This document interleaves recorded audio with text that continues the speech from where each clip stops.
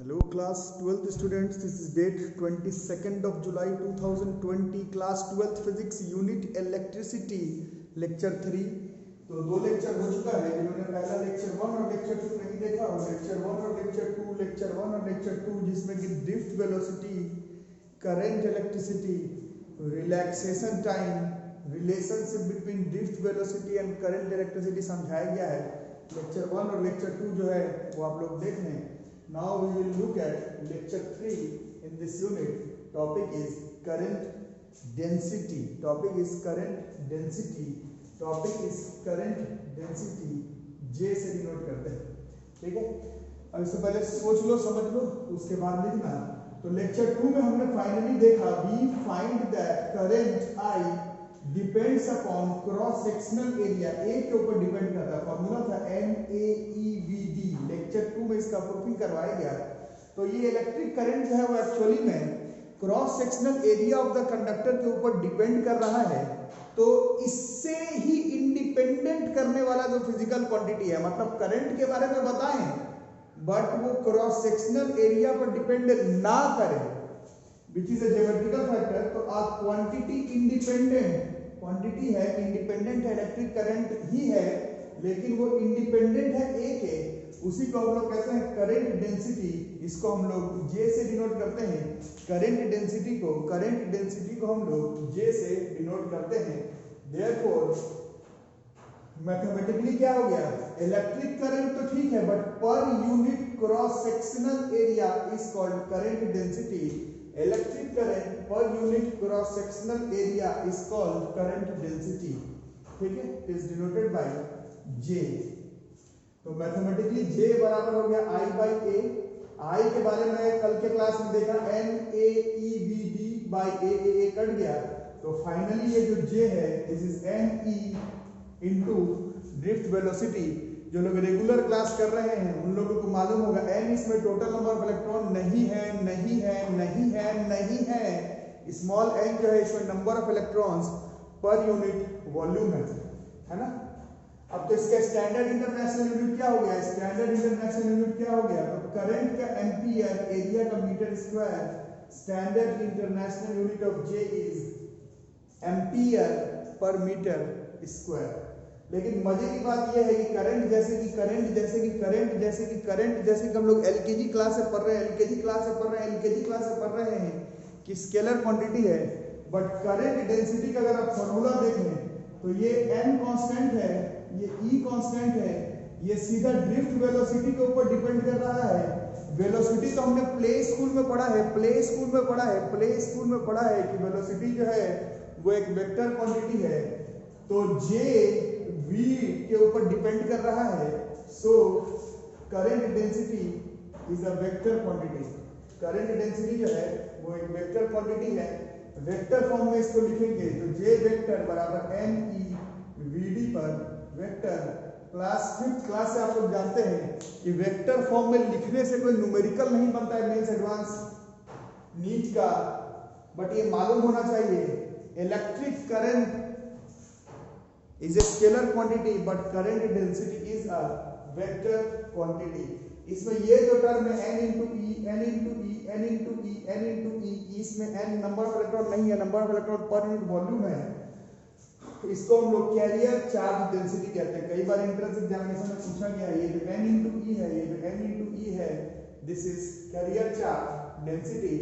अब इसको अगर आप एक कंडक्टर इमेजिन करें, तो डायरेक्शन आपको याद करना पड़ेगा। इसको अगर पॉजिटिव टर्मिनल ऑफ बैटरी के साथ लगाया, इसको नेगेटिव टर्मिनल के साथ, पॉजिटिव नेगेटिव, है ना। तो करंट का डायरेक्शन हम लोगों को मालूम है, I का डायरेक्शन पॉजिटिव से नेगेटिव, इलेक्ट्रिक फील्ड का डायरेक्शन हमेशा पॉजिटिव से नेगेटिव। याद ये करना है कि करंट डेंसिटी का डायरेक्शन भी हमेशा positive to negative. Current density का डायरेक्शन हमेशा पॉजिटिव टू नेगेटिव।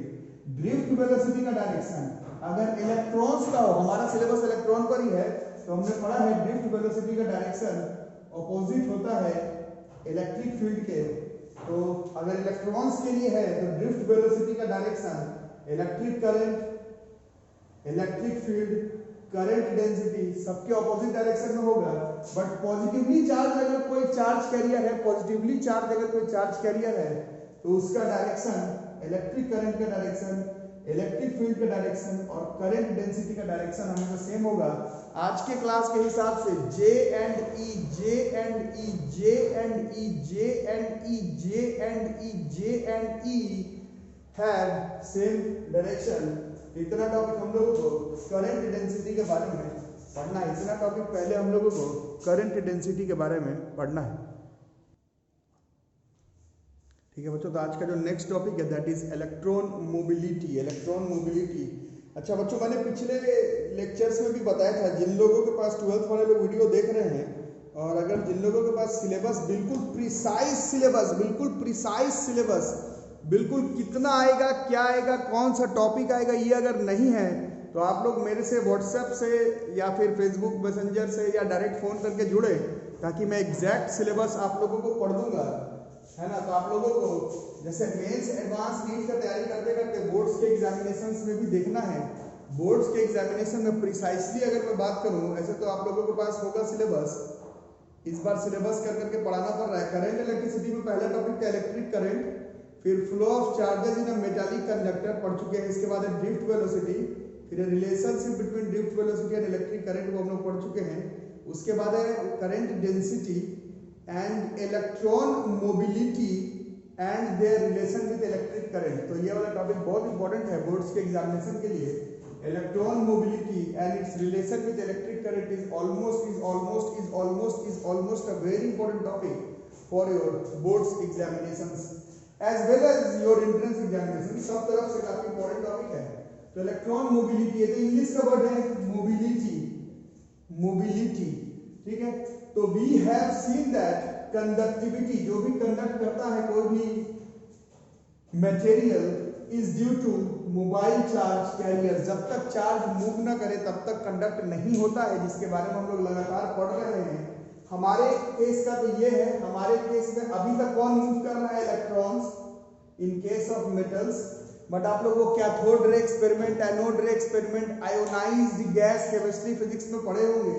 उसमें आपने पढ़ा इलेक्ट्रॉन्स के साथ साथ पॉजिटिवली चार्ज आयंस भी मोबाइल कैरियर्स होते हैं। फिर केमिस्ट्री में ही पढ़ा है 9th क्लास से इलेक्ट्रोलाइट के केस में पॉजिटिव और नेगेटिव आयंस दोनों ही मोबाइल कैरियर्स होते हैं। उसी तरह से सेमीकंडक्टर्स अभी हम लोग ने पढ़ा नहीं है, बट थोड़ा बहुत अगर आपको आइडिया हो, नहीं हो तो बस लिख लेंगे कि इलेक्ट्रॉन्स एंड होल्स उसमें चार्ज कैरियर्स होते हैं सेमीकंडक्टर के केस में। बट इस चैप्टर के हिसाब से बात करें, अभी तक के सिलेबस के हिसाब से बात करें तो हमारा चार्ज कैरियर केवल निगेटिवली चार्ज इलेक्ट्रॉन्स है। वहीं से हमारा वर्ड डिराइव होकर के, डिफाइन होकर के आता है mobility. Electron mobility is defined as the magnitude of drift velocity per unit electric field. जिन्होंने पहला और दूसरा क्लास किया हम लोगों को मालूम होगा इलेक्ट्रॉन्स आखिर ड्रिफ्ट क्यों करते हैं। जिन लोगों को याद होगा उन लोगों को याद होगा, इलेक्ट्रॉन्स जब तक ड्रिफ्ट ना करे तब तक उसके पास एक छोर से दूसरे छोर ऑफ कंडक्टर पहुंचने का ताकत नहीं है, और उसके लिए आपको उसको इलेक्ट्रिक फील्ड के सप्लाई में जोड़ना पड़ता है। लेक्चर 1 में सिखाया गया था। तो अब कॉन्सेप्ट यही है, ड्रिफ्ट तो कर रहा है बट कितना, पर यूनिट इलेक्ट्रिक फील्ड। जैसे 9th क्लास आप लोग पढ़ रहे हैं, डिस्टेंस तो है but per unit time speed है, displacement per unit time velocity है, change in velocity per unit time acceleration है, और भी बहुत सारा change in momentum per unit time force है। उसी तरह से यहाँ पर कितना ड्रिफ्ट कर तो रहा है, इलेक्ट्रॉन ड्रिफ्ट तो कर रहा है, बट पर यूनिट कितना तुमने इलेक्ट्रिक फील्ड सेटअप किया, उसी के रेशियो को हम लोग इलेक्ट्रॉन मोबिलिटी कहते हैं। It is defined as magnitude of drift velocity per unit electric field. ठीक है, फिर आपको याद करना है कि ये हमेशा पॉजिटिव क्वांटिटी आएगा, it is always a positive quantity. इसको म्यू से डिनोट कर रहे हैं। ये म्यू से तो कई बार अलग अलग चीज हम लोग फिजिक्स में डिनोट कर चुके हैं, 8th 9th क्लास से लेकर के अभी तक, अभी भी इसको म्यू से ही डिनोट कर रहे हैं। तो डेफिनेशन के हिसाब से this mu is drift velocity of electrons per unit electric field setup. Standard international unit drift velocity का मीटर पर सेकेंड और इलेक्ट्रिक फील्ड का वोल्ट पर मीटर है ना, volt per metre. Drift velocity का metre per second, electric field का volt per metre, इसका unit हो गया metre square volt second, metre square volt second, metre square volt second. अब इसी में थोड़ा थोड़ा हम लोग चीजों को याद करेंगे। अब जस्ट अभी थोड़ा देर पहले, अभी से 9-10 मिनट पहले डिराइव हुआ जे करंट डेंसिटी बराबर NeVd, दोनों को अगर E से डिवाइड कर दें, दोनों तरफ अगर E से डिवाइड कर दें, दोनों तरफ अगर E से डिवाइड कर दें, तो J बाई E बराबर NeVd बाई E, और डेफिनेशन के हिसाब से Vd by E, Vd by E, Vd by A को ही हम लोग कह रहे हैं इलेक्ट्रॉन मोबिलिटी। तो J बाई E बराबर Ne म्यू, ये रिलेशन है करंट डेंसिटी और इलेक्ट्रॉन मोबिलिटी के बीच में। करंट डेंसिटी और इलेक्ट्रॉन मोबिलिटी के बीच में रिलेशन बताने के लिए आए, तो ये फॉर्मूला आपको याद करना होगा। मेंस एडवांस नीट में इस फॉर्मूला से न्यूमेरिकल पूछा जाएगा बोर्ड्स के एग्जामिनेशन में। करंट डेंसिटी और इलेक्ट्रॉन मोबिलिटी के बीच में ये रिलेशन है। और ये जो दूसरा वाला रिलेशन है, अभी ध्यान से देखोगे ऑल्सो, फिर से लिख लिए म्यू बराबर Vd बाई E, और Vd के जगह पर फर्स्ट क्लास में डिराइव किया था E बाई m टॉ, इसी को अगर यहाँ पर लगा दिया Vd की जगह पर E बाई m टॉ, और ये E यहाँ पर है तो ये E से E कट गया, सो दिस म्यू बराबर E tau by m, this is relationship between electron mobility and relaxation time. कैसे याद करते हो, ये तुम्हारा प्रॉब्लम है। Current density, electron mobility, electron mobility, average relaxation time के बीच में ये रिलेशन है। और एक और रिलेशनशिप को अगर हम लोग देखें तो हमने ये फॉर्मूला बार बार इस्तेमाल हो रहा, I बराबर NaEVd, और Vd के जगह पर अगर हम लोग म्यू इंटू ई शामिल कर दें, Vd के जगह पर अगर म्यू इंटू ई शामिल कर दें, तो I बराबर NaE म्यू ई हो जा रहा है। This is direct relationship between electron mobility and electric current. जो सिलेबस आपका प्रिसाइज होकर के छोटा होकर कर आया है, उसमें यही टॉपिक इंपॉर्टेंट है सीबीएसई बोर्ड्स के एग्जामिनेशन के लिए। Relationship between electron mobility and electric current, इसका प्रूफिंग बहुत चांसेस है आ जाने का। मेरे को वैसे प्रूफिंग से कोई लेना देना अलग से नहीं है। इलेक्ट्रॉन मोबिलिटी का डेफिनेशन, यूनिट इलेक्ट्रॉन डेंसिटी के साथ, रिलैक्सेशन टाइम के साथ, और इलेक्ट्रिक करंट के साथ इलेक्ट्रॉन मोबिलिटी का रिलेशन आपको याद करना है। और कुछ बच्चों से फोन पर बात हो रही थी, आज भर के टॉपिक के बाद अब से जो आपका टॉपिक आएगा वो सब आपका क्लास 10 करंट इलेक्ट्रिसिटी में पढ़ा हुआ होगा। तो मेरा पर्सनल एडवाइस है कि आप लोगों के पास अगर 10th क्लास का नोट्स वगैरह है, या फिर मेरे ही चैनल पर 10th क्लास के प्लेलिस्ट में से करंट इलेक्ट्रिसिटी एक बार फटाफट रिवाइज कर लेना, क्योंकि इसके बाद जो टॉपिक्स है वो ज्यादातर 10th क्लास वाला ही है। रेजिस्टेंस है, ओम्स लॉ है, रेजिस्टिविटी है, R बराबर रो L बाई A वाला है, हीटिंग इफेक्ट है, इलेक्ट्रिक पावर है, तो 10th क्लास वाला है। Factors on which resistance of a wire depends. तो यहाँ तक का टॉपिक फटाफट देख लो। ये सब थोड़ा नया टॉपिक है, कैसे याद करते हो वो तो तुम देखो।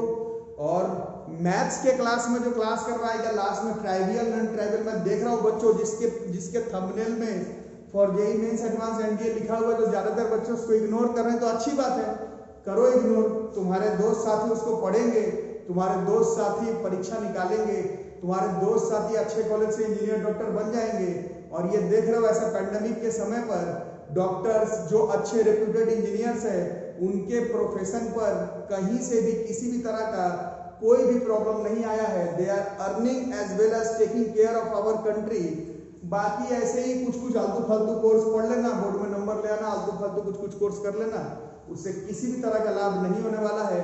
एंट्रेंस एग्जामिनेशन जो थंबनेल पे लिखा हुआ रहे, जैसे ट्राइवियल नॉन ट्राइवियल अभी थोड़ा देर पहले लिखा गया था, और भी बहुत सारे टॉपिक है फिजिक्स में, मैथ्स में, केमिस्ट्री में, उन सबको आप लोग और ज्यादा ध्यान से पढ़िए। इतना ही मेरे को कहना था। आज का वीडियो यहीं तक रहेगा। वीडियो यहाँ पर खत्म हो गया। वीडियो पसंद आ रहा हो तो वीडियो को लाइक कर दो। चैनल को सब्सक्राइब नहीं किया अभी तक तो चैनल को सब्सक्राइब करके रखो। दोस्तों को अगर जरूरत है, आलतू फालतू दोस्त जो इधर उधर पैसे दे करके झूठ मूठ का वो पेन ड्राइव में नोट्स लेकर कर आ रहे हैं, उससे अच्छा वीडियो देखें, मेरे साथ टच में रहे, सारा क्वेश्चंस वगैरह सिलेबस आराम से घर पर बैठे हो जाएगा। Stay at home, stay safe. Thank you.